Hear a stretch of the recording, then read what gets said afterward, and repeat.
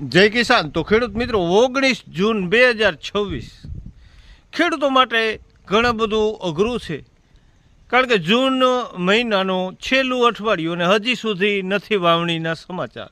તો ખેડૂત મિત્રો, હવે થઈ જાય વાવણી એવી શક્યતા એક ઊભી થઈ છે.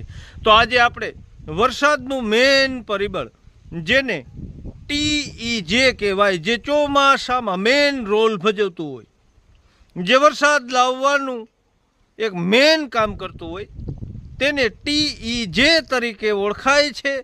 જે જૂન મહિનો એટલે કે છઠ્ઠા મહિના પછી જે ભારત ઉપર આવતું હોય અને પૂર્વથી પશ્ચિમ તરફ વહેતો જે ટ્રોપિકલ ઇસ્ટર્લી જેટ પવનોનો પટ્ટો એટલે TEJ જે થાય છે સક્રિય.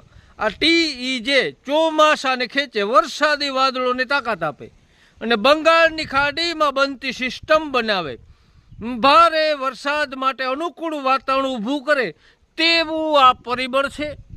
તો ખેડૂત મિત્રો, આજ દી સુધી તે સક્રિય નહોતું અને હવે દેખાય છે કે TEJના પવનો મજબૂત થઈ અને ભારત ઉપર વહે અને આવતા અઠવાડિયામાં 2 અઠવાડિયામાં સમગ્ર ગુજરાતમાં વાવણીની શક્યતા. જય હિન્દ, જય કિસાન.